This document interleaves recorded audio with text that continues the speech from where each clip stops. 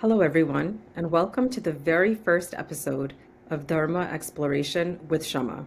I'm Shama Tucker, and I'm so excited to have you here as we embark on this journey together, a journey of self discovery, spiritual wisdom, and meaningful conversations that touch the heart of what it means to live a life of purpose and authenticity.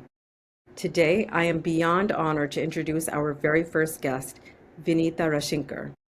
Vinita ji is a dedicated Srividya sadhak, my personal teacher, and a profound seeker of truth. She has written numerous books, and her journey in exploring the sacred traditions of Shakti worship has touched countless lives, offering deep insights into the divine feminine and the ways we can reconnect with our inner power. In this episode, we're diving into a theme that resonates deeply with so many of us: the significance of Shakti worship and how it begins by first understanding ourselves, our femininity, our unique energy, and the ways society has shaped how we view both. The practice of Shakti worship celebrates the divine feminine in all of its forms: compassion, strength, creativity, and nurturing. But how can we truly honor Shakti without first reflecting on how our own feminine energy has been influenced by centuries of patriarchy? How do we unlearn the limitations placed onto us by societal structures and cultural conditioning, and instead connect to the boundless creative force within? With Vinitaji's guidance, we will explore how understanding and embracing our femininity is not just personal work, but a spiritual revolution.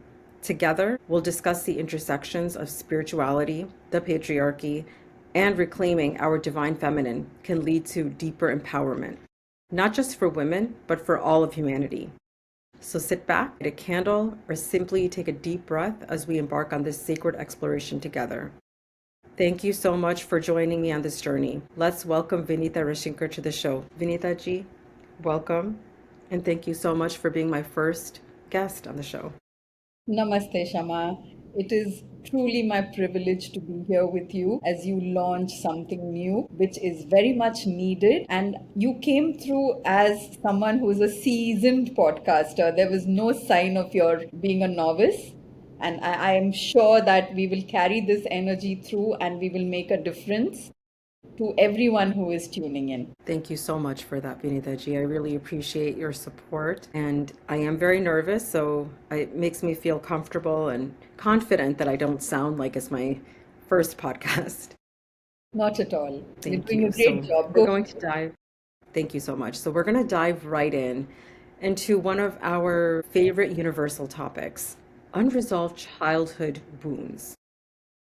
So basically, unresolved childhood wounds often carry the weight of guilt and shame, which we can all relate to some degree. These can keep us stuck in repetitive cycles and also prevent us from truly moving forward. I felt this deeply in my journey, and I'm still working on several aspects of this currently, where these emotions sometimes feel like barriers to healing.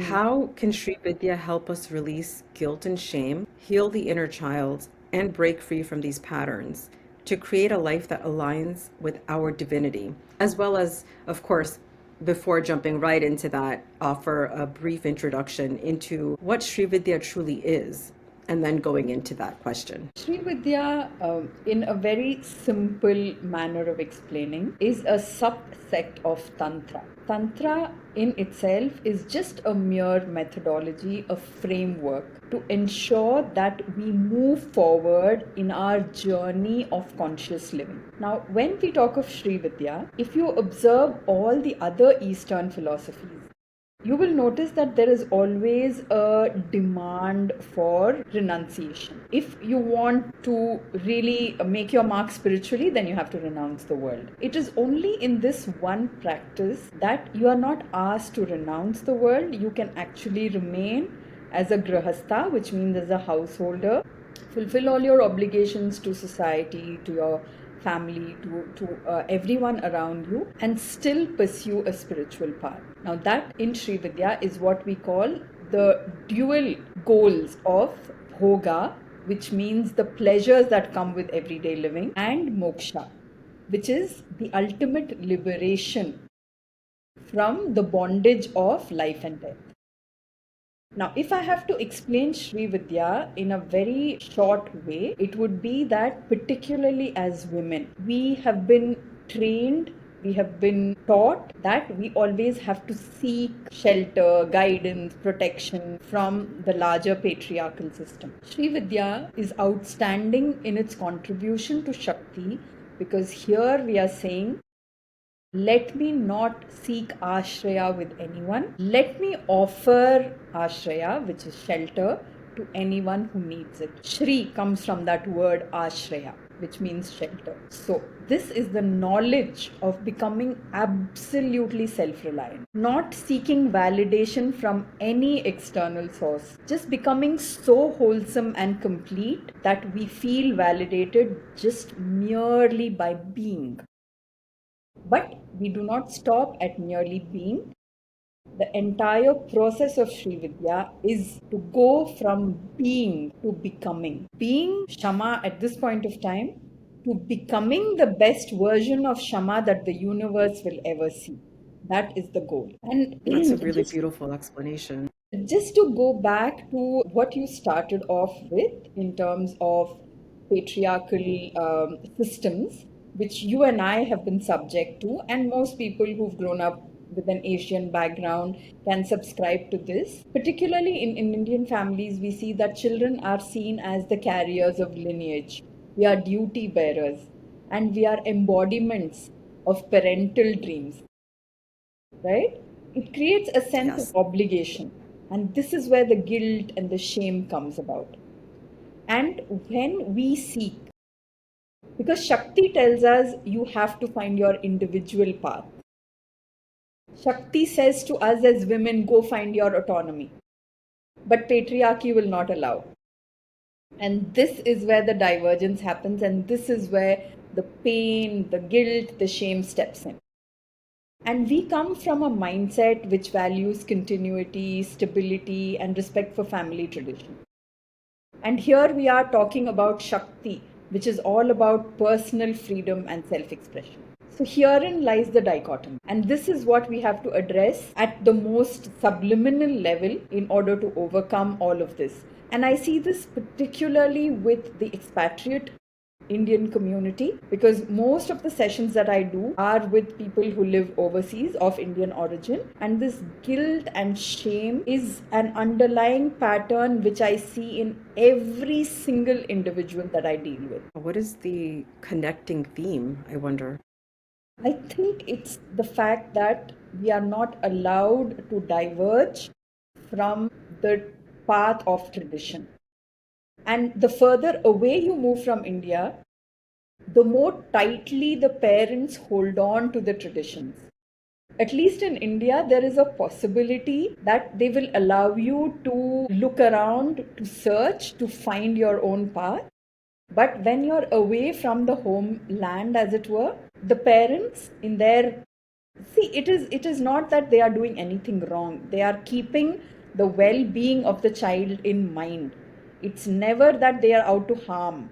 But in wanting to seek control, what happens is that they are bringing in greater lines of, literally setting greater boundaries for their own children, which cuts the child off from a sense of personal freedom and sense of self expression, where they lack even the minimum autonomy which is needed for us to grow as individual personalities. That's very true. I can speak for myself in that it is very true that we sometimes don't even know who we are, even at an age such as myself. I'm almost 38 and I'm now fully realizing who I am. And like you said, it's nobody's fault of their own. It seems to be almost a survival mechanism, almost, right? And the parents are doing it with the best intentions of the children, little realizing that the damage they are causing is at a very, very deep level, at a level which reaches literally the cells. And we see this, for example, I will give you an example which I have seen in the expatriate community which lives in UK, okay, the Indian expatriate community. You see the Hmm. maximum number of leukoderma, which is vitiligo. with Indians who live in the UK, who've lived there for about 30, 40 years, who moved there as a child. And then the studies which have gone into it show that the children are so utterly confused with their desire to be seen as white that they actually manifest it. You know, the body just stops manufacturing the melanin, the pigment. Wow. So it is this kind of damage that's happening. Unfortunately, it's not anyone's fault, but displacement from the motherland does bring about its own problems and difficulties. And this is just something that we have to deal with here. I am not making a statement that one should never move out of the homeland. It's not that. I'm just pointing out what all comes as a result. Autoimmune diseases become far more prevalent in people who live away from their homeland. It's a coping mechanism in a way because there's so much one has to deal with in an alien environment until one becomes used to it. That all of these factors start influencing who you are from within and start manifesting as physical ailments, as mental illnesses, and not having the capability of being a spiritually fulfilled human. Wow, Vinita ji, that resonates with me on so many levels, from the autoimmune to the psychological to everything, and it's unless we do this self-reflection, we will never know where all of this where all of this comes from, right? Yeah, and I really appreciate you giving those examples, and especially I'm curious in your perception in with the lens of expectations, whether that be daughters, wives, or mothers. Sometimes it feels reduced, like it feels as though they are reduced to their capacity for sacrifice and service. True, Whereas in contrast, pure Shakti worship honors the feminine as the true. ultimate source of creation, power, Right, and wisdom. right.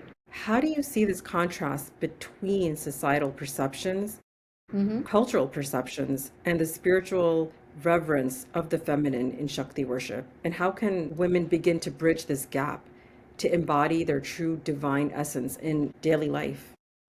Strange but true that Shakti worship actually happens in the midst of a woman being treated so badly on an everyday basis. Unfortunate, but this is the reality that we are all facing. But here I have to add, Shama, that from my own experience, the patriarchy that we are talking about is not perpetrated by men so much as women. Mother in law, the mother, the sister in law, these are the people who actually force you to conform much more than the men in your family. You can look within and ask yourself whether this is true or not. But what Shakti worship encourages us to do is to see ourselves as embodiments of the feminine and foster our own sense of self-worth and self-compassion, because when we become compassionate towards ourselves, then we are also compassionate to the other women in our lives. The reason why these women are not supporting other women is because they have no self-worth and because nobody has shown them compassion. How can you expect them to share that with anyone? So I think the problem lies with how we as women only seek value from outside. There is no possibility, there is no recourse for us to find self worth from within. A woman, when she goes out to work, she gets a lot of praise, she gets a lot of, in a way, validation, and it's immediate. The acknowledgement of her worth is faster. But at home, there is nobody validating you. You could be the best cook. After 2 days of compliments, the third day, nobody is going to compliment your cooking. You could be the best mother, and then they get used to it.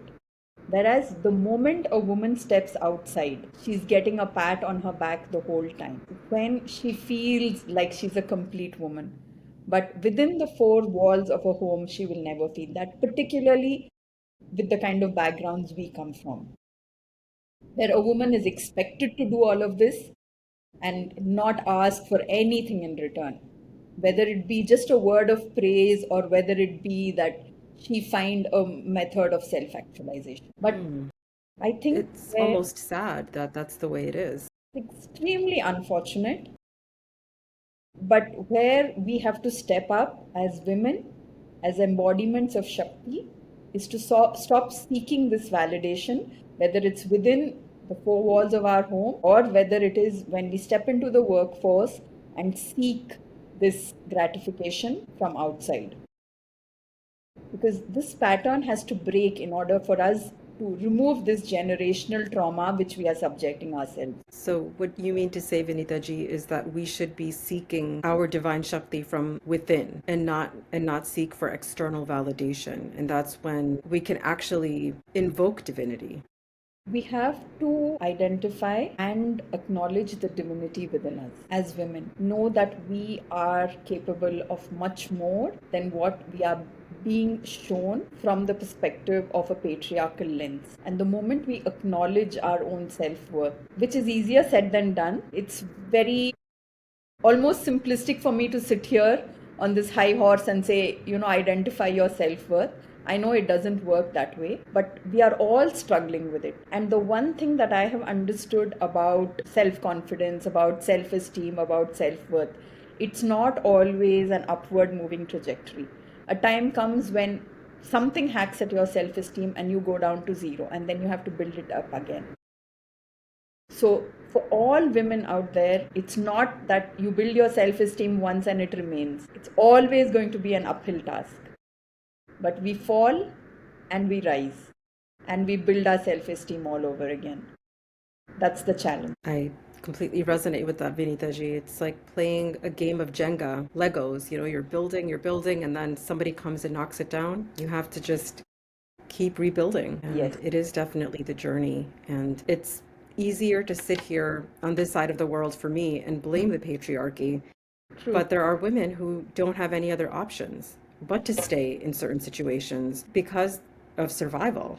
And how can women in those situations invoke their divinity when there is no option otherwise? I think it's important for women in any circumstance, even if it's a matter of survival, to draw certain clear boundaries, which becomes very important. See, first of all, you have to prioritize yourself. Even if it means that you have to piss someone off in the family, it's okay. Prioritize yourself. You say, these few minutes or these few hours are for me to do what I want, okay? And establish the boundaries very clearly. Nobody should be allowed to step beyond certain points in your life. And this is particularly true with, where abuse is very common, whether it's emotional or physical. We tend to just put up with it, thinking we don't have a solution. There is no other place we have to go. But I think if we establish the boundaries and we show our own strengths, which we are very afraid of, we are fearful of the word no. We don't want to ever use that word within a familial setup because we are then seen as villains of the piece. But I think saying no, setting up, establishing your boundaries, and prioritizing yourself, if we can start with this and anchor all of this in our own vision of what we see as fulfilling for ourselves. Because if we just look around, we will find support. We just have to tune into that.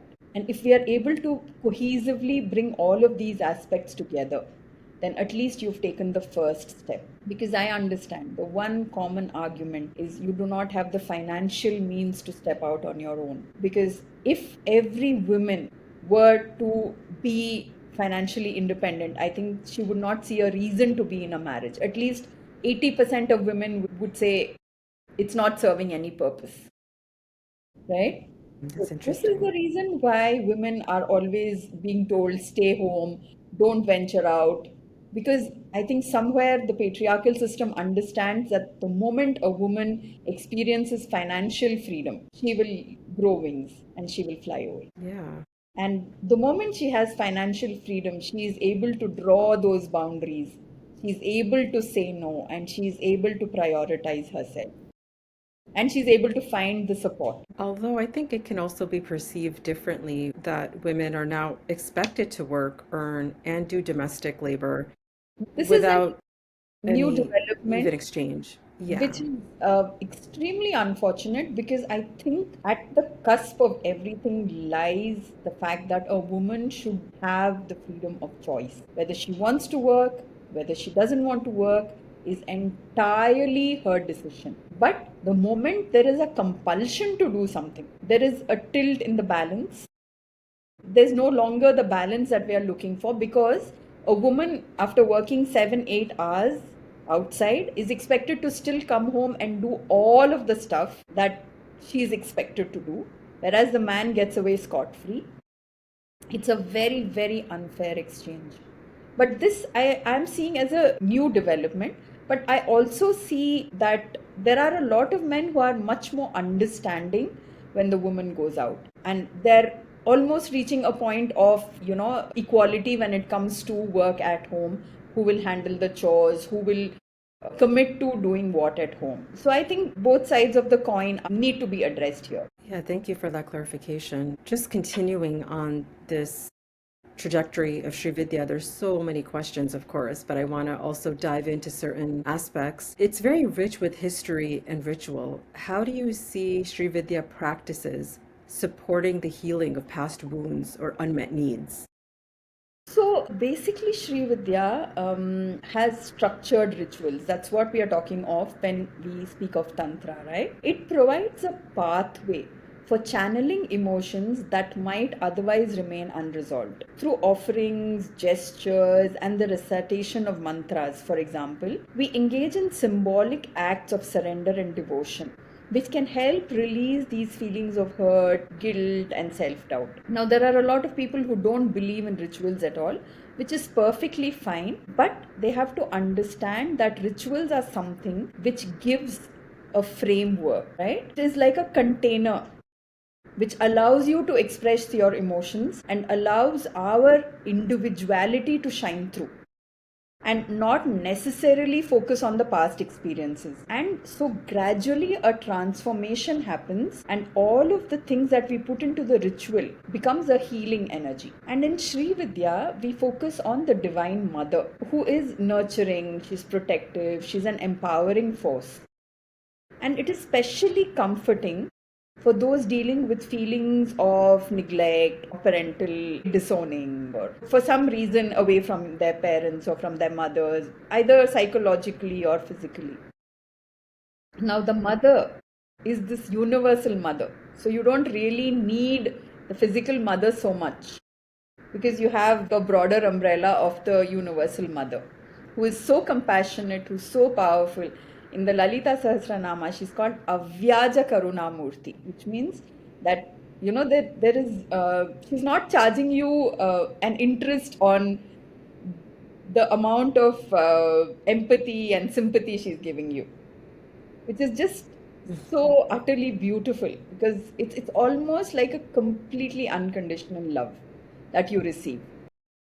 But because Sri Vidya consists of the yantra and the mantra, the mantra is particularly useful because it generates vibrations that harmonizes the mind and body, and thereby creating a therapeutic resonance. What we are talking about, the shame, the guilt, all of that, it actually gets taken away by the chanting of the Bija mantra. And the Bija mantras, are these mantras that one has to be initiated into? Patriarchy says yes, but if you look at the philosophy on which the bedrock of Srividya is based, it is of Advaita, which means non duality.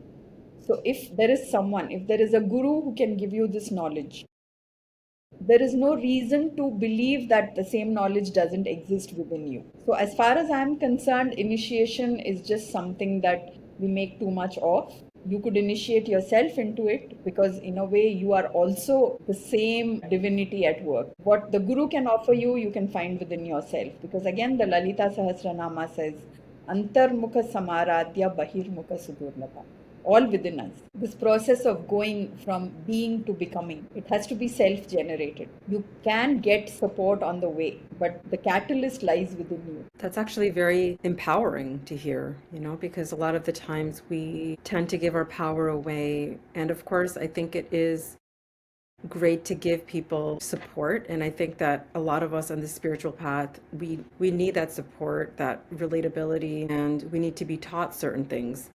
But it's really empowering to hear that we have that power within us as well. The way I look at it from my own experience, I had literally no one guru. I had all my learning was by myself. It came through introspection, what is called Atma Vichara, a lot of questioning of the traditions, of the philosophies, and then ultimately arriving at what I thought was my own interpretation. Whether it's right or wrong will only depend on my own perspective of it. I am not seeking validation for it from anyone else. Where a guru comes in, perhaps, is because all of this knowledge is very esoteric, it's very hidden. Because the Sanatana tradition has always been one of oral tradition, passing information down verbally. It was never really documented. That was the problem. That is why there was so much focus on initiation. But if you apply that to modern day living, it doesn't really make sense because all of this information is available to all of us. But how we harness that information and convert it into knowledge is the primary question here. And for that, we have to use our own discrimination, which is called Viveka, and continue with Atma Vichara, which is self inquiry. You have to ask the questions of yourself. What is it that you are seeking? What are the answers? Because the answers, even when they come from a guru, you still have to have the ability to assimilate it. If you have the ability to assimilate it, somewhere it means you also have the ability to come up with that same answer. It's really interesting because I know in our tradition, whether that be Vedantic thought or any thought within our Sanatan Dharma, there is usually an importance placed on respecting gurus, teachers, acharyas, and learning from them. So, do you mean to say that it's important to receive knowledge from these sacred individuals, but to also use our own discernment, right? Very crucial to learn from those who know more than us, because also it puts our ego in place and it keeps our humility in check, because we don't want to appear to be all knowing, because nobody can be that. But with little knowledge comes the risk that you think you know it all. In psychology, it's called the Dunning-Kruger effect, where the person who knows the least, he's just watched a Netflix series about something, say about the gut, for example. He will sound much more learned about the subject than the person who is actually the gastroenterologist doctor, who has practiced for 10 years, 15 years. That is because the person who has just watched the Netflix documentary does not know the depth of the subject. So he assumes that's all there is to it. Whereas the gastroenterologist knows that there is a lot more that needs to be learned. Always the risk of thinking that we know everything there is, while actually we are just scraping the surface. So, in a way, having someone who is mentoring you just shows you a mirror to how much you don't know and keeps your ego in check. Because the biggest enemy on the spiritual path is the ego.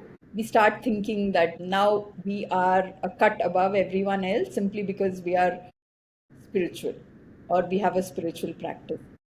And we should actually take a step back and say that we should not allow the ego to come in there at that point. So, this is not, again, it's not that we have to devalue ourselves, but it's to create an awareness around ourselves that we are not particularly special simply because we have a spiritual sadhana.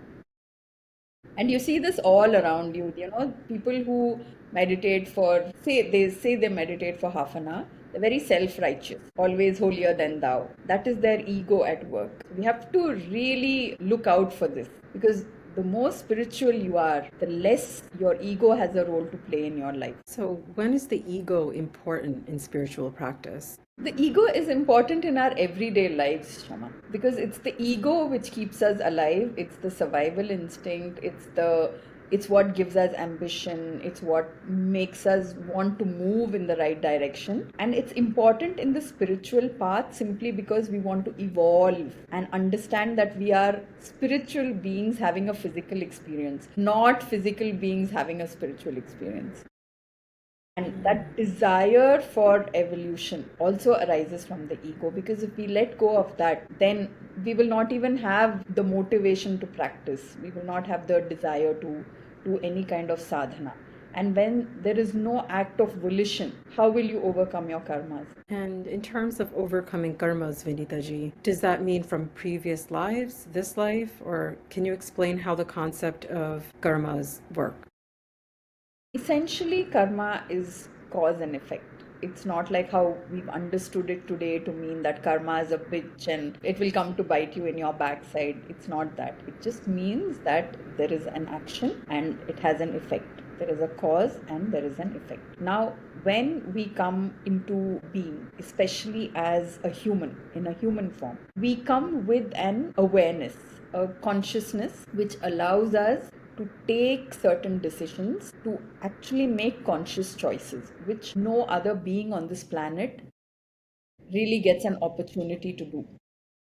If you're born a cow, there's only so much you can do. There's no other action you can do. Even though we are all in this, mammals already have a heightened consciousness, but as humans, you are at the very top, where there is no being which has greater degree of control over your own actions. That is karma. When we come into being through the yoni, which means that in a human form, we come with what is called prarabdha karma, which is a certain amount of karma which we have brought with us into this lifetime. We have to burn off, which we have to wash off, and then we move on into the next level, whatever that level may be. So here we could liken it to a video game, right? So you've come into this level with a certain number of points. And the moment your challenges are over and you've run out of these points, you move on to the next level. Or you fail, or whatever it is, whatever the video game is aimed to achieve. Mm-hmm. So, karma is like that. The prarabdha karma is what determines where you are at in this life. But it's not completely deterministic, because with karma, also remember that you have the option to choose. You may not be able to choose to whom you're born, in which country you're born, what set of parents you have, the color of your skin, all of that you're not able to choose. But you are able to do many things of your own volition, which takes us to what is called prayatna. Prayatna is the effort we put in. Now, with karma, we talk of action. Action has two kinds of results. One is what is called the drishta phala, which means the result that you're able to immediately see. So, if we are talking now, the immediate result is that you and I are engaging in a what we think is an interesting conversation. What we do not see, which is called the adrishta phala, is something which can fructify at any point of time. Maybe 2 years hence, someone is watching this podcast and has an epiphany. That is the adrishta phala of this act. Now, when prayatna meets adrishta phala, is when magic happens. So, the more effort you put in, the more is the possibility that these two will come to a point where they meet. To give a simple example, okay, there's a river that you have to cross. You know that you've had the practice, all your muscles are in the right place and you'll be able to do that. But that morning, the current is not in your favor, which means your adrishta phala is not matching your prayatna. So you fail in your endeavor. But the very next day, you try it at the same time and the current is helping you and you float across to the other side without as much as an effort. That is because there is a sync of your prayatna and adrishta phala. So the more prayatna you put in, the more there is a possibility that these two things will come together and will give you the synchronicity, the magic that you are looking for. So, in other words, it's what some people refer to as luck. Yes, luck is a very generic term. Let's say serendipity, synchronicity, what we talk of as manifestation. These are all things that we see happening in our everyday lives when we choose a certain path. And can you share a moment in your personal journey with Srividya that helped you uncover or embrace parts of yourself that you'd once hidden? I think I'm still battling all of that because growing up in India as a woman, Shama, until I think a couple of years ago, I never understood why it was said in India that if you are born a woman, you're born with bad karma. But of late, I see it, with the counseling sessions that I'm doing. I see that perhaps we got very fortunate. We got very lucky that we didn't have to go through what so many other women are compelled to face in life. And I would consider myself very fortunate because I've had a very easy run in terms of my career. I've never had difficult colleagues, and even in my personal life, it's been fairly smooth sailing. But I think I am more of the aberration, more of the exception, because now with when I see more people coming to me with the kind of problems that women come to me, now I think I understand why they say that in Sanatana, why we are told that, you're born a woman because you have bad karma. I see that now. And it's work in progress for every single person, and that same thing applies to me. I'm trying my best to embody Shakti. So, to a large extent, I think I have been able to remove the fear that comes from being a woman. And that in itself for me was a huge breakthrough because all my life I've lived in fear because I've been stalked. I've been not necessarily by men. It's not a gender thing, it's just that people tend to get obsessed and all of that. So now finally, in my 55th year, I'm seeing a glimmer of hope that somewhere Srividya is helping me overcome this. The fear of just being a woman. And also, I think Srividya taught me about abundance because I did live in a mind of scarcity, and it was only with my practice of Srividya that I've been able to overcome that. So I think for me, those two things, losing the fear of everything around me, just being very protected and always feeling that I needed people around me to hover around me for my well being, that's gone. And now I feel completely abundant. And when you need nothing, everything comes at you. And it's just so strange because now you have no desires left. And everything that you always hankered after is coming to you. But there's a detachment. There's like, oh, okay, it's there, it's fine. If not, it doesn't matter. For me, these are the two main learnings, I would say. And thank you for sharing that. And you say that Sanatan considers if one is born a woman, it's bad karma. Do you still believe in that to be true, or is there any truth to that statement? I wouldn't say it is Sanatan so much as what we have been taught and what we have been told through generations of patriarchy, that somehow you're born a woman because you were not good enough to be born a man. The I man see. on. But if you look at it from another perspective, which I also see, that men also have it hard. It's not always a breeze to be born a man because societal expectations from a man are also immense. He always has to be the provider. There's really, unless he chooses to renounce everything and go away, there's no break for him. And then, particularly in the Indian setup, a man is always caught between the devil and the deep blue sea. There's the wife on the one hand and the mother on the other, and he's always being pulled in both directions, much to his own detriment. So they've not had it easy either. I think when I said that Sanatana speaks of women, being born out of a lesser karma than because ultimately it's the man who's seen as the star of the show, right?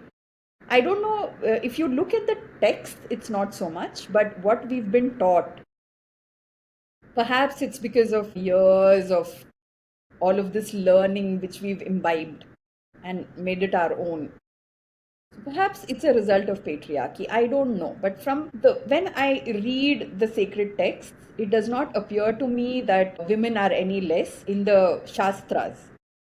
But somewhere the message It has gotten diluted to a point where the woman is always the lesser being. That could definitely affect women in their lifetimes, by perpetuating these feelings of shame and unless they do the practice of self-introspection. Which has also, over the years, Shama, now I have come to understand why anti-natalism is becoming such a force in the world. Because just yesterday, I think Elon Musk was talking about how in places like Singapore, birth rates are falling and women are just not ready to have children. And I fully understand where that's coming from. Because all these years I would not have been able to comprehend why a woman would, of her own volition, not want to be a mother. But now the world that we are living in is just such a different place. With AI, we don't know where we are headed. The entire environment is so unstable that perhaps we are doing a disservice in bringing another being onto this planet. With climate change, with all the politics, with everything that's happening in the world right now, I think, I'm becoming a card carrying member of the antenatal brigade. Wow, wow. And it is definitely trying times that we are living in. But on the other hand, can it be argued that any children that do come into this world, it was part of their karma or their soul purpose, so to speak?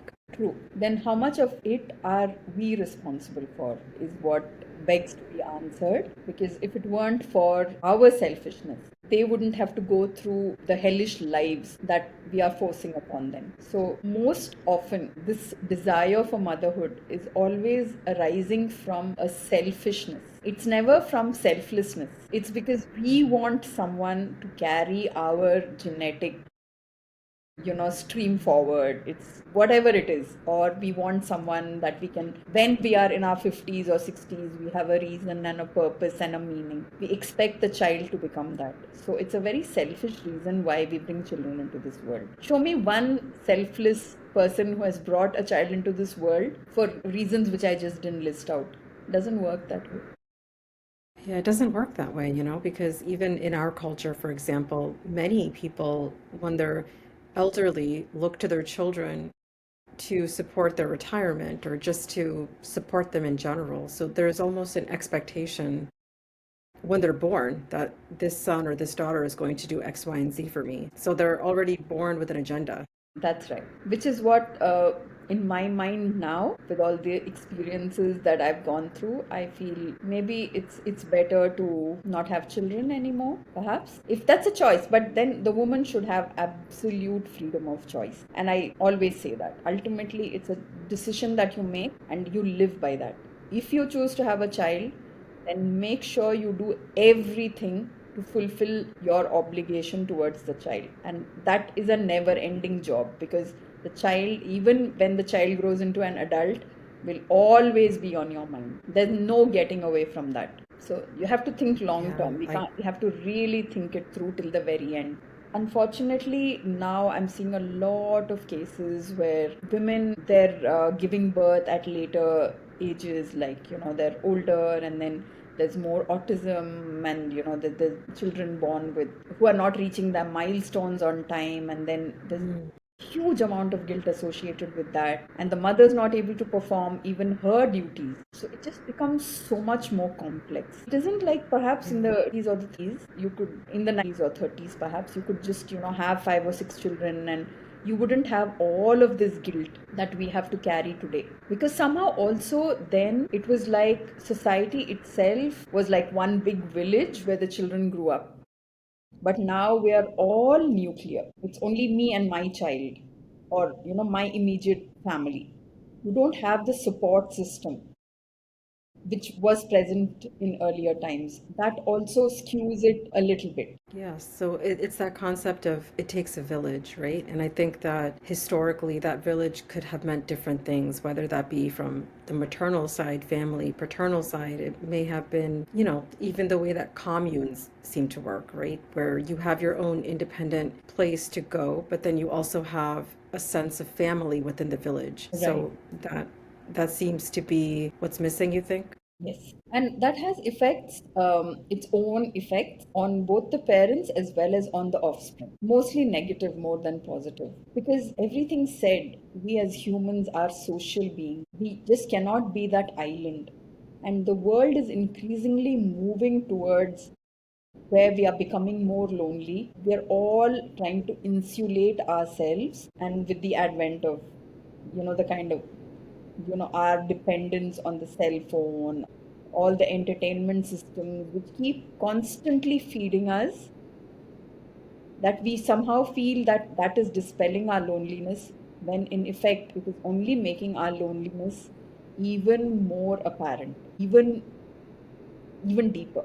I think today, if the world is facing one huge problem, it's that of loneliness. Even with all of this technological connection, with everyone being so connected all the time, FaceTiming, Zoom calls, there's Especially still a because of the disconnection, right? technological innovations, which makes us more disconnected than ever before. Yeah, just even thinking back to childhood, I remember actually connecting more with people in person. And now, although it seems as though we're constantly in touch, it's different. It's almost very distant. You have the blue screen in between, and there's no exchange of energies. And for humans, energy is very, very crucial to our very existence. And the blue screen is an effective assassin of energies. Effective assassin. Wow. I like that actually. It just came at the spur of the moment, but I think it explains it well. And I just want to backtrack just a little bit, Vinita ji, on just, if a woman is listening to this and if she's in a situation, whether that be living with somebody, whether that be a husband or a roommate, family member, and she's not in a position where she's easily able to extricate herself. And she uses reasons such as a child, children, culture, morality to stay in the situation. What advice would you have for somebody struggling with that? First of all, one of the main things that we as women have to do is find a way in which we manage to become financially independent. Because without that, we could talk all day, Shama, and we could get nothing done. Because how can a woman who has no recourse to any kind of funds be able to do anything for herself or for her child? Then she is literally at the mercy of the man. So, this again is a problematic statement I'm making, because it compels women to go out and find a job for themselves. But it's a catch 22 situation. Unless you have this, this cannot happen. But I think the solution lies in drawing the boundaries effectively, even within the relationships, whether it be abusive or whatever be the circumstance. You'll have to at some time step up and bring it to a close and say that, you know what, today I'm drawing the boundaries, and from today you will honor it, because you can't go on like that. You're just risking your life, you're risking the life of your children, you're risking everything. Instead of that, it's better to just bring it to a close one way or the other. In a way, I think Western society does protect you much more. At least you know that you have the social services, you can reach out and all of that. It's far more complex in India, but also you have a little bit of family support in India, because the moment you make it known to your trusted ones that things are not what they appear to be, perhaps you will garner some support. So it's not easy to give a one theory fits all kind of answer. It's very individual. It depends on the exact set of circumstances that you find yourself in. That And you makes a have to lot of dive sense. deep into your own intuition to see how you can extricate yourself out of harm's way. And just like you said, it's a catch 22, Vinita ji. You know, just before we were talking about how technology is disconnecting us, but Mm. in this way, it can actually connect people that are going through these situations, whether they be men, women, children, and find relatability with those that are going through similar circumstances and really motivate themselves to do something else. You can connect with them, but I think still the effort, the catalyst has to come from within the individual seeking it. Because sometimes relatability comes with its own issues, that you might become overconfident and then actually put yourself at greater risk. So you have to really be judicious in these situations, because if a woman is going through, say, physical abuse at home, and she finds that, it's relatable, and then she falls prey to another man who gives ostensibly is promising to support her but is actually going to use her. I see this also happening. And this is particularly true of people, of women who are seeking spirituality, because I see this so often, where they're being scammed, they're being cheated upon, they're actually being taken for a big ride because they know that a woman who's seeking spirituality is vulnerable, and she can be very, very easily taken for a ride. And this is happening particularly in the Indian context, where divorces are on the rise, and then there's also the fact that a lot of women in their late 30s, early 40s, they've never found a companion, and they are so desperate for companionship that they just make themselves completely and utterly vulnerable. They're susceptible to too many things. It's scary.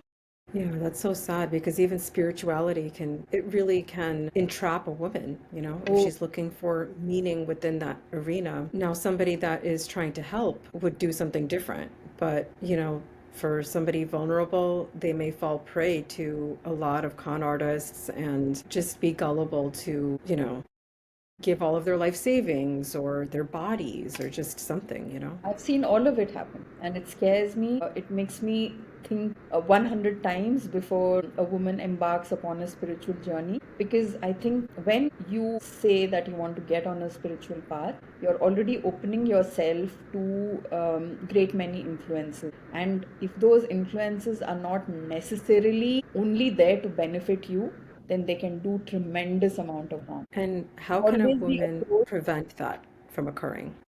I think again, women stop seeking validation, stop seeking companionship. One thing I see is in all relationships, there's a hole, right? There's like this gaping hole we find in ourselves, and we are thinking that something will come and fill up this hole. Please understand that if you are operating from this gap, this vacuum, you are always only going to attract that same vacuum.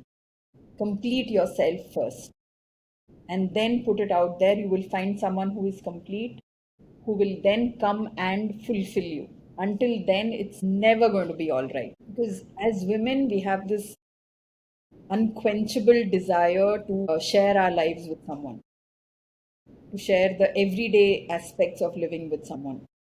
And that can be disastrous. And it has to be approached with a great degree of caution, because you never know what lies ahead. Yeah, so it's to really stop seeking external validation because it's when we seek it from within that it's less possible to fall prey to these type of situations. Unfortunate, but And that's the truth of the world that we live in today. Because the number of people who come to me after they've been scammed, it breaks my heart. Sometimes makes me want to just abandon the spiritual path, because there are such charlatans on this path, as it were. But I think we as women just have to be much, much, much more careful. what are some red flags that men and women should look out for when embarking on the spiritual path? First of all, if he is way out of your league for whatever reason, like I can tell you, there was this, without revealing names, there was this one person who came to me, and a man who's almost half her age claimed to have fallen in love with her, and he was this really good looking boy who she met on a spiritual journey. That itself, if they're out of your league in any way, if they're either too young for you, or too good looking for you, or too rich, or something, which they are putting out, and there's no way you can verify it, that should be the biggest red flag. There should be someone who knows the person, who can vouch for the person. Until then, do not get into any kind of substantial, ship with that person. And also someone And who I think, will initially be emotionally available, and then slowly, the gaslighting will start, and then you don't want to believe that. You just want to somehow think that it's all your fault, because we women are great at beating ourselves up. And I think that would also be a red flag when emotional availability is only temporarily there for about 2 or 3 months until he knows that he has you in his grip. And then after that, it's just about what he can milk you for. And that same And example of the person, I can tell you that this young boy said, I will go away, I will go to my hometown and get permission to marry you. And then he never turns up. He takes money, has used her for these couple of months, and then he just disappears one day.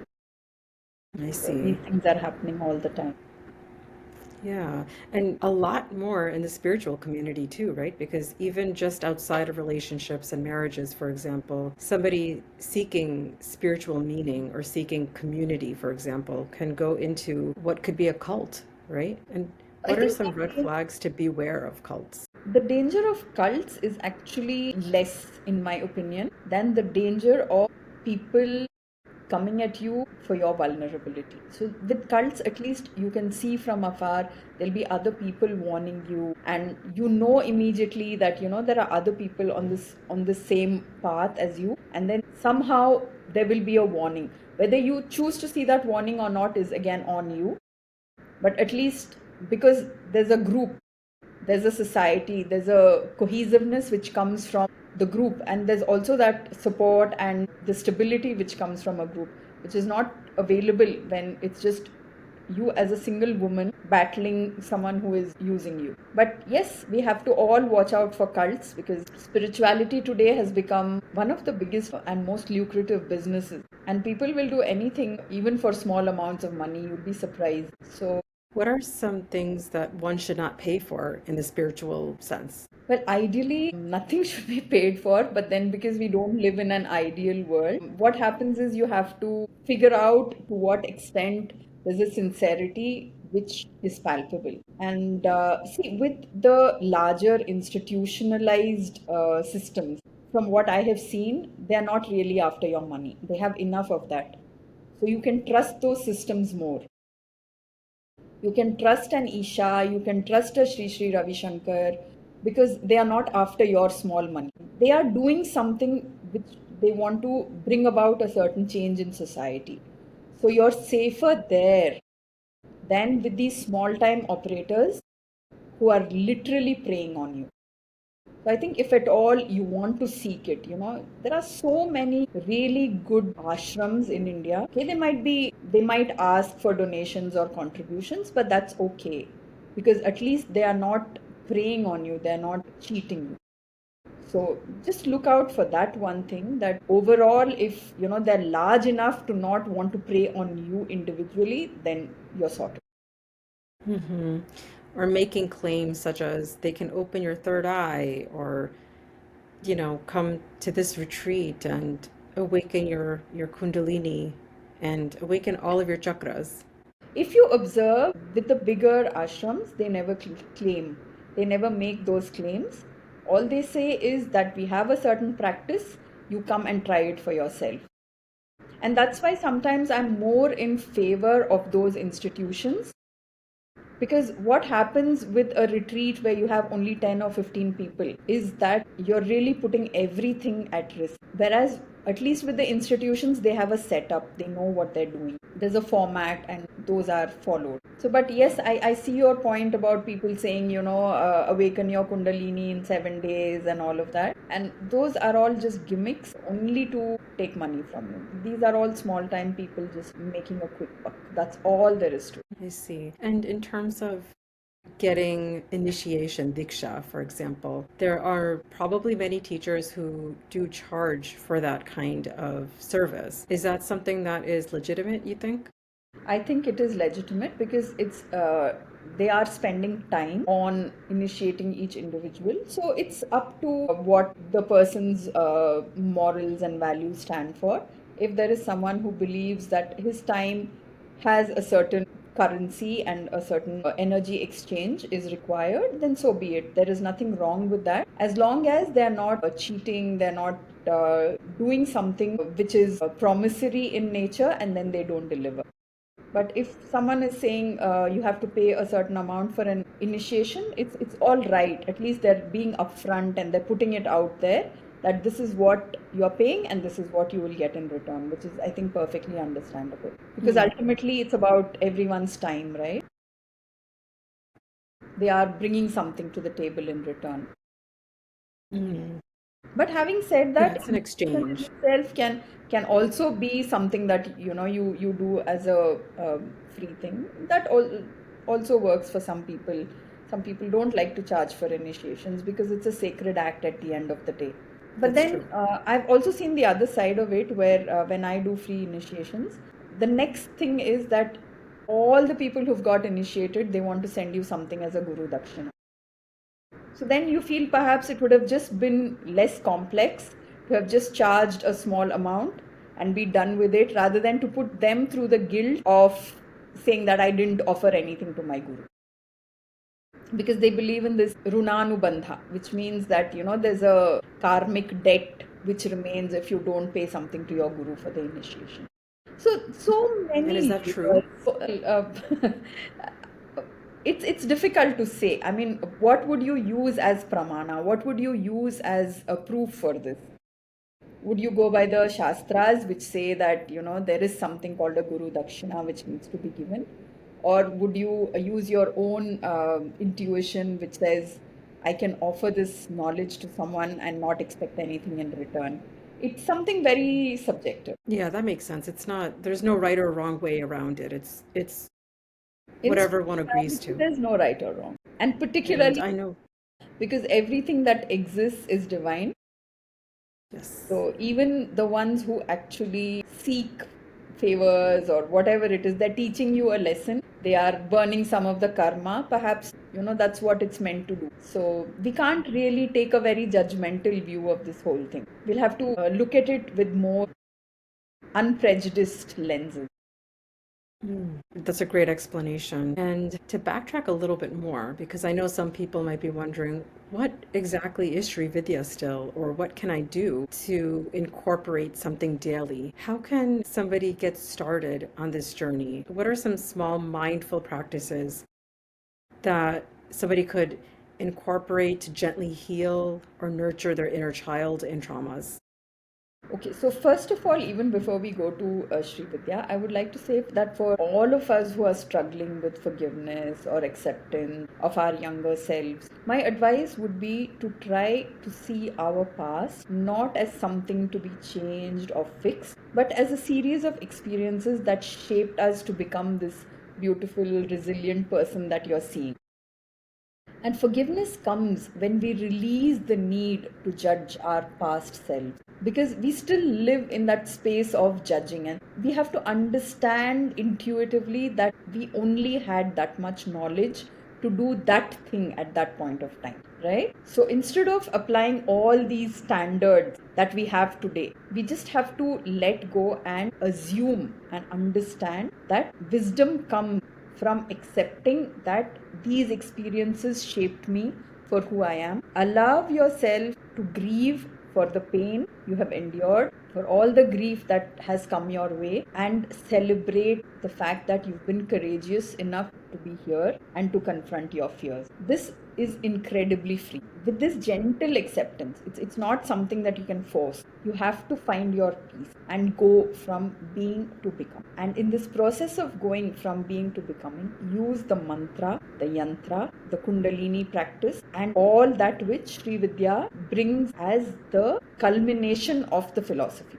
So we were talking about the cow and the milk, right? The cow is the philosophy, but what will you do with the cow? The cow in itself can't give you nourishment. It's the milk. When you extract the milk from the cow, is when you can actually use it as something which can nurture you and nourish you. So the philosophy of Sri Vidya is the cow, and the practice that you bring to your everyday life of meditating on the yantra, of doing your mantra chanting with a sincerity and a devotion and a dedication, along with understanding the Kundalini Shakti. These three things can bring about that. And what's the first step that one can get started? Is there a mantra they can start to use, or is there a yantra they can look to?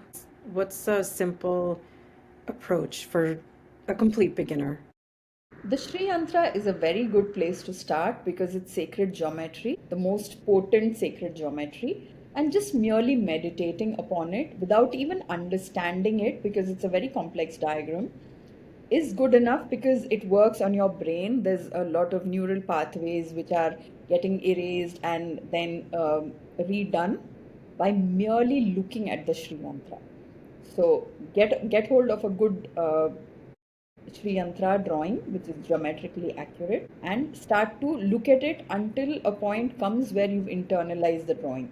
When you shut your eyes, you should be able to see the Sri Yantra. That's a very good practice. Just about 2 to 2.5 minutes of that every day will bring about a lot of change. And then augment that, supplement that with the mantra, the first mantra in Srividya, which is very simple: I'm Kleem Sau. Okay, so I'm Gleam Sao. I'm is the energy of Saraswati, which we harness to gain knowledge. Kleem is the energy of fearlessness of Kali, and Sau is the energy of abundance, which we are seeking from Lakshmi. So I'm Kleem Sau. So we do this for 40 days, 108 counts every day of I'm Kleem Sau, and this should be the underlying foundation of your entire practice. And once you start this, then perhaps there are many other things you can keep layering upon it and developing your own sadhana. So, yantra and mantra to begin with, these are good enough. Thank you for that.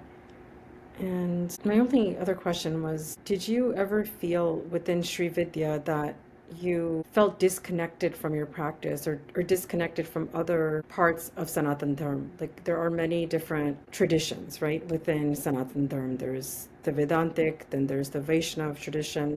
Was there ever a point where you felt completely isolated from those traditions, or how do you reconcile all of that? I did feel disconnected from Sri Vidya itself, from spirituality itself. But after I have embraced Sri Vidya, I have never, not even for a moment, ever felt disconnected from Sanatana. For me, the study of Sri Vidya actually showed me how all encompassing Sanatana is because it allows you to be who you are. If you don't want to believe in the Vedic traditions, you can be a Nastik. There's place for you. You do not want to believe in the concept of God, you're welcome. You're a Charvaka. You don't want to believe in Shiva, that's fine. You don't want to believe in Vaishnavism, it's okay. You don't want to believe in Bhakti, it's fine. Find the Jnana Marga. There is an answer to every single doubt which will come before you in Sanatana. So for me, from the moment I have discovered Sri Vidya, there has never been a disconnect. There's only been even greater respect, and that respect is only growing day on day on day for Sanatana as a dharma. But do I feel disconnected from spirituality? Yes, many times. I feel completely disillusioned. Sometimes I feel like I just want to throw up all of this practice. And what I do is I actually take a break sometimes from all of spirituality. I don't do any chanting for a couple of days. I don't do any of the things which I do in my everyday practice. And then I see, the desire coming back and that urge to just go back to my practice, and I allow that to happen. I just say, let it be organic because anything that you force doesn't really sit well. So I allow, It's true. I think of it as, like how we go through the seasons. These are just seasons of the mind. These are seasons of wanting to believe, of not wanting to believe. And there are times when, like right now, I feel like I'm a manifestation machine and whatever I wanted, whatever I've been wanting the past couple of days, it's just happening. And when that's the thing, then you don't want to give up spirituality. But there are times when nothing's happening the way you want it to happen. That's when you want to give up. So I understand and I acknowledge all of these as different seasons. And like how we accept that there's a winter and how we prepare for winter and how we look forward to the summer, it's the same with the seasons of the soul. And I think spirituality, in a way, is also that it goes through, we all go through our own seasons. So there's some seasons in which we can manifest almost anything we want. And then there's some seasons where maybe we don't, but it doesn't It's necessarily. only challenges. It's only challenges. So I think there needs to be an awareness, there needs to be an acknowledgement of all of this, and you become very equanimous after a point of time. And when you eventually reach that state of vairagya where there's detachment, it's like they say that it's not about you not owning a certain thing, it's about that thing not owning you, right? Right. That's the stage you have to reach where you have everything, but you don't allow it to determine your thought processes. You don't allow it to determine your emotion, your feeling at that point of time. So you are always equanimous, you're always peaceful, you're always happy regardless of what's happening outside. And there was this beautiful analogy which I just heard um, of how there are 84,600 seconds in every day. And if for some reason something happens, someone says something nasty to us, or something mean is said in just 600 seconds, we throw the 84,000 seconds behind those 600 seconds. If you now translate this into a currency, let's say we make it about money. Okay, we have $84,600. Now you've lost $600. You don't throw away the $84,000 behind the $600. You try to salvage whatever you can. But we never do that Mhm. in our everyday lives with the circumstances of our lives. So I Yeah, think it's it's the sunk important. cost fallacy, right? Right. So it's so important to just allow that moment to pass and say, now that's finished. I'm not going to throw one single penny behind that. In terms of the energy, then you translate it back into energy and you say, okay, that person was rude because it is not about me, it's about him. I don't know what is going on in his life. It's more a reflection of his own personality than it is about you, even if you were the recipient of the nastiness. So I Mm. think that one shift has helped me understand that I cannot allow one person's words in a day to determine my mood for the rest of the day. Because after all, how is it even relevant? Yeah, I definitely needed to hear this, and I think all of us need to hear this for sure because it could be something our manager says, our colleague, our mom, anybody, and Exactly. it could cause ripple effects throughout our whole day. Not only for us, but we in turn also, we carry that same energy to all the people around us. So it's like one bad egg, and the entire office then becomes a toxic environment on that particular day. On the other flip side is when one person's being really nice, then he or she can change the entire energy in the office. So why can't you be that person every day That's when so you're true. doing That's so true. something to ensure that the culture doesn't become toxic, that the environment remains one of peace, one of joy, one of stability. Yeah, and that power is within us too. So instead of looking for somebody else to shine that light, we can shine that light, right? Absolutely. And I wanted to just ask maybe one or a couple more questions. So, going back to Shakti, in a world where the divine feminine is revered to as Shakti, and she's fearful, fearless, transformative, and there's many different iconographies of Ma Kali, Ma Durga, how can we as women, or even men, or just like human beings in general, how can we reflect on the ways we can really involve all of those qualities in our lives and without compromising our own inner divinity? I think the reason why all of these forms were put out there was to show us the different facets of humanity, of human nature itself. So, on the one hand, you have Kali in the most fierce form, and you have Lalita in the most Saumya, the most gentle, most benevolent. And in each one of us, we see that we all cover the range. We all have the same gamut of emotions, ranging from the fiercest to the most benevolent, the most kind, the most gentle. So we have to acknowledge that we can determine which aspect of ourselves we are going to put on display in any given situation. If, as a mother, the moment demands that you be nurturing and caring and loving, then that's who you will embody. If, as that same mother, you want to protect the child, you will become the fierce, you will become the really fearful Kali. You have all of these energies within you. So it depends on what you want to harness at that specific point of time based on what the requirement is. Now, here, the crux of the matter lies in having an accurate understanding of this, which is where we go wrong most often because we take a very, very subjective view of everything that's happening to us. We think it's all about us, when actually most situations are never about us. So we just have to step back and look at it from a third person perspective.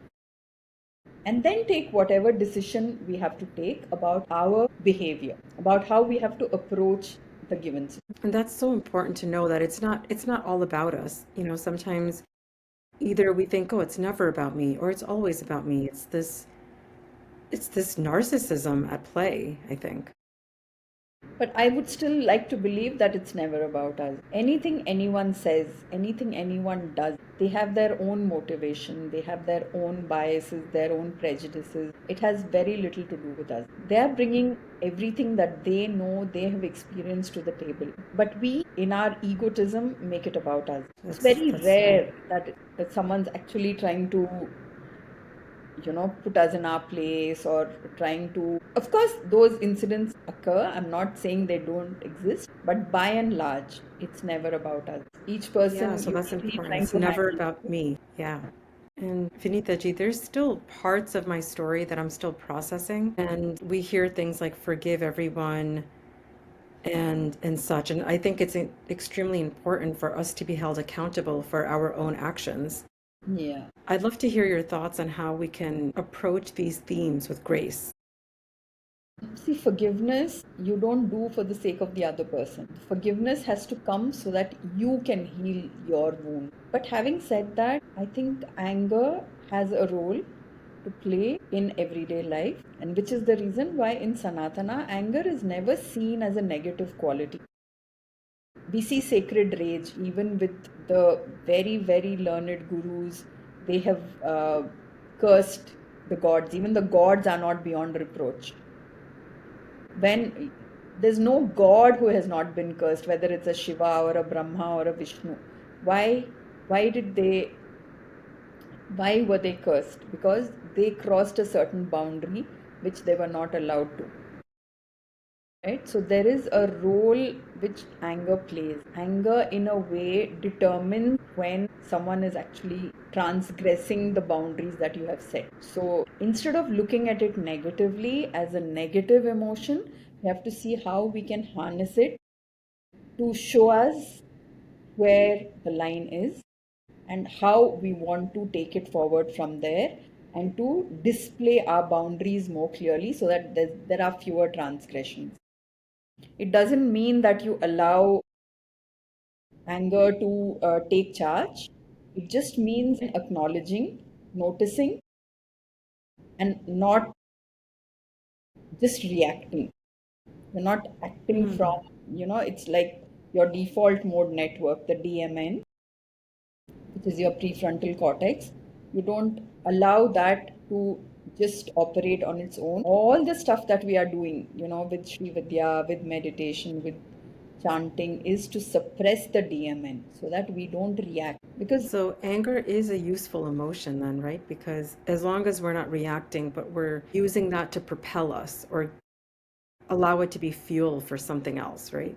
you have to channel it, because it then shows you what is right for you and what is not right for you as an individual. And when it comes to forgiveness, I think more than forgiveness is just gratitude, because in a way forgiveness is a much more difficult task, whereas giving gratitude is a lot easier. So perhaps you can supplement the one with the other. So instead of saying, I forgive you, anyway, who are we to forgive? In the larger scheme of things, we can say, I'm grateful for this individual in my life who has taught me all these bitter lessons. So, in a way, somewhere down the line, that will translate into forgiveness, at least as far as your own thought processes go. And you're not defining it, you're not putting a label of forgiveness and putting that burden upon yourself, because that's not easily achieved either. Yes, and it goes right back to the ego, right, Vinitaji? That we're like, I forgive you, but it's just like you said, we to forgive anybody. Exactly. And it's So just a journey of the self, and we're doing it for ourselves. It's not a favor to the other person, right? precisely, you just replace that with a feeling of gratitude for even the nastiest people who are in your life, because in a way they are showing you a mirror of what you ought not to be. So forgiveness actually falls by the wayside when you start looking at it from this angle. Yeah, and it's so interesting because as I listen to you talking about reconnecting with our authentic selves, our inner child, I can't help but reflect on my own journey. For so long, I didn't fully understand my own needs and desires. I focused on pleasing others or staying quiet or thinking I knew what I wanted, but to the point where I really lost sight of who I really was. So it's only recently that I started uncovering and accepting those deeper parts of myself, those shadow parts of myself, so to speak. Mm. So I wonder, Vinita ji, for those of us who've lived with this kind of conditioning, Mm. how can Sri Vidya help us find that voice and sense of self? See, if you see yourself as an embodiment of Shakti, and if we overcome this human tendency to attach ourselves to roles and expectations and see Shakti as a cosmic force, okay, which is unattached to outcomes, and your power is in the present, your power is in the becoming rather than the mere being, and to focus on transformation, focus on independence, focus on autonomy, and continue to do your work. Okay, do not be determined by the fixed identities which society is forcing upon you, and have the courage and the conviction to just overcome all of this by sheer force of your not seeking validation from the outside world. That in itself should be the epiphany that you're looking for. Moment So where the you, main takeaway, don't seek validation, find it within yourself. yes, celebrate the uniqueness of who you are. Align yourself with what you stand for. Okay, personal freedom, autonomy, whatever it is. Don't go by the prescriptive roles that your family structure has given you. You can still stay within it, but be sure and be clear of what you value and be unattached to outcomes. I think if you are able to do these two things, then to a large extent, you've already acquitted yourself. Thank you. Thank you for that. I'm sure that gives so many people hope. It gives me hope for certain. And yeah, like the main takeaway that I'm learning from you is what you're seeking is within you. But even then, to relinquish the ego too, because sometimes we can think, I know everything. And then that itself is not the correct way of thinking, right? So there's a fine line, and we have to walk it very steadily. Yeah. And where can people reach you if they want to find out more about Sri Vidya or just have any questions for you? I do have a portal where people can book a one-on-one session with me. It's at meet.vinitarashinkar.in. If they just have a general query, then they can mail me at vinita@vinitarashinkar.in. And most of the information is available on my website. And if they are keen on getting into the journey of Srividya, then I would recommend that they read one of my books so that they can at least start somewhere. Thank you so much, Vinita ji. This has been transformational for me, and I hope for other men and women. I know this was mainly centered towards Shakti and women, but this is relating to men and women, because Shakti resides in all of us. True. And And I I'm think looking forward to. a point comes in our lives where, as spiritual practitioners, we do not allow even gender to define what we see, what we react to, because gender just becomes another fixed identity which we should not really be looking at. It's something that we have to rise above and stop, looking at men and women and just look at them as another being who's on the same journey as we are. Yes, yeah, that's very true because we all go through different kinds of difficulties and we all have, some men have issues with their own Shakti just as women can have issues. It's like, like the mother wound, father wound, different things like that. So that's a really good point. And we can go on for hours and hours, and I look forward to asking you to come back for future conversations because there are so many more topics that are there that I would love to speak about. Likewise, Shama, it's been a real pleasure talking to you. I love the fact that you're so articulate and that your search is so deep and it is so wide ranging. It makes me think a lot, and I'm really, really honored and privileged to be a part of this. And I wish you an abundance of all things energy. Thank you. Thank you so much, Vinita ji, and thank you for being my supporter and my teacher. It's my And I hope privilege, this helps Shama. many Thank you people. so much. Sri Matre Namaha. Sri Matre Namaha. So I